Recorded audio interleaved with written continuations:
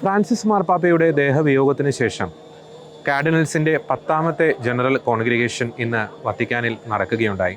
ആ കോൺഗ്രിഗേഷനുമായി ബന്ധപ്പെട്ട് നമുക്ക് നൽകാൻ സാധിക്കുന്ന വളരെ സുപ്രധാനമായിട്ടുള്ള ഒരു വിവരം എന്ന് പറയുന്നത് 133ഓളം കാർഡിനൽ എലക്ടേഴ്സ്, അതായത് ഈ കോൺക്ലേവിൽ പങ്കെടുത്ത് മാർപ്പാപ്പയെ തിരഞ്ഞെടുക്കുവാൻ അധികാരമുള്ള അവകാശമുള്ള 133ഓളം കാർഡിനൽ എലക്ടേഴ്സ് റോമിൽ എത്തിക്കഴിഞ്ഞു എന്നൊരു വിവരമാണ് നമുക്ക് ഈ ഒരു ഘട്ടത്തിൽ പങ്കുവയ്ക്കാനുള്ളത്. ഇന്നത്തെ ഒരു ജനറൽ കോൺഗ്രിഗേഷൻ മീറ്റിംഗിൽ 179ഓളം കാർഡിനൽസാണ് പങ്കെടുത്തത്. അതിൽ 132 പേർ കോൺക്ലേവിൽ പങ്കെടുത്ത് അടുത്ത മാർപ്പാപ്പയെ തിരഞ്ഞെടുക്കുവാൻ വോട്ടവകാശമുള്ള കാർഡിനൽസാണ്.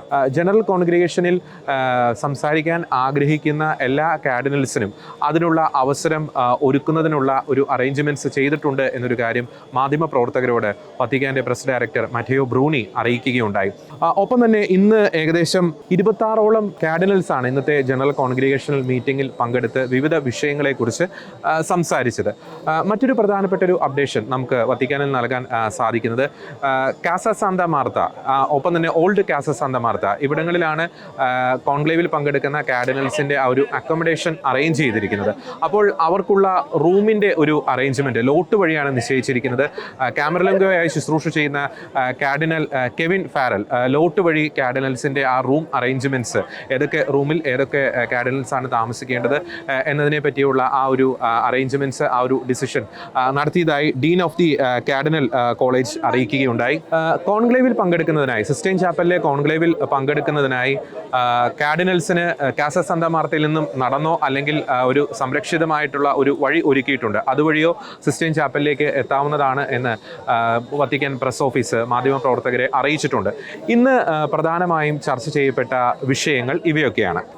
Vatican canon law and the role of the Vatican city state, ഒപ്പം തന്നെ സഭയുടെ ഒരു മിഷണറി സ്വഭാവം, കാരിത്താസ് സംഘടനയുടെ പാവപ്പെട്ടവരെ സഹായിക്കുന്നതിൽ, പാവങ്ങളെ സഹായിക്കുന്നതിൽ കാരിത്താസ് സംഘടനയുടെ ആ ഒരു പങ്ക്, ഒപ്പം നിരവധി മാധ്യമ പ്രവർത്തകർ, ലോകമെമ്പാട് നിന്ന് നിരവധി മാധ്യമ പ്രവർത്തകർ വത്തിക്കാനിൽ എത്തിയിട്ടുണ്ട് കോൺക്ലേവുമായി ബന്ധപ്പെട്ടുള്ള കാര്യങ്ങൾ റിപ്പോർട്ട് ചെയ്യുന്നതിനായി. മാധ്യമ പ്രവർത്തകരുടെ ആ ഒരു സാന്നിധ്യത്തെ വളരെ പോസിറ്റീവായിട്ടാണ് കാർഡിനൽ കോളേജ് ഇന്ന് വിലയിരുത്തിയത്.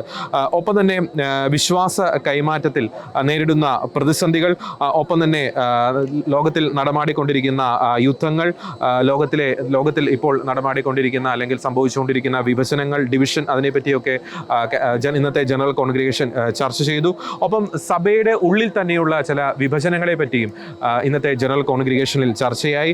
ഒപ്പം the role of woman in the church in the context of synodality, ഒപ്പം ദൈവവിളികൾ, കുടുംബങ്ങൾ നേരിടുന്ന പ്രതിസന്ധികൾ, ഒപ്പം കുട്ടികളുടെ വിദ്യാഭ്യാസവുമായി ബന്ധപ്പെട്ടുള്ള കാര്യങ്ങളൊപ്പം സെക്കൻഡ് വത്തിക്കാൻ കൗൺസിലുമായി ബന്ധപ്പെട്ട ചില അതിൻ്റെ ഡോക്യുമെൻസുമായി ബന്ധപ്പെട്ട ചില റെഫറൻസും ചില ഡിസ്കഷൻസും ഇന്നത്തെ ജനറൽ കോൺഗ്രിഗേഷൻ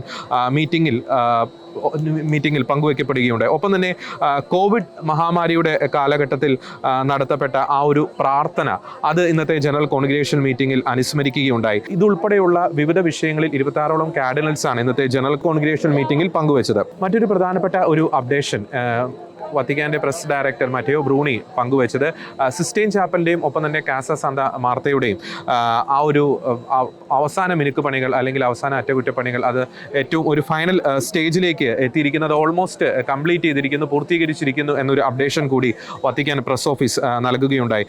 ഒപ്പം മാധ്യമപ്രവർത്തകർക്ക് സിസ്റ്റൈൻ ചാപ്പൽ സന്ദർശിക്കുന്നതിനുള്ള ഒരു അനുമതി ഉണ്ടായിരിക്കുകയില്ല. കാരണം കർശനമായിട്ടുള്ള ഒരു സുരക്ഷാ സംവിധാനങ്ങൾ അതിൽ ഒരുക്കിയിട്ടുണ്ട്. അത് സീൽ ചെയ്ത് കഴിഞ്ഞിരിക്കുന്നു കോൺക്ലേവിൽ പങ്കെടുക്കുന്ന കാർഡിനൽസിനെ. അതുകൊണ്ട് മാധ്യമപ്രവർത്തകർക്കോ പൊതുജനങ്ങൾക്കോ സിസ്റ്റൈൻ ചാപ്പലിലേക്ക് പ്രവേശനം ഉണ്ടായിരിക്കില്ല.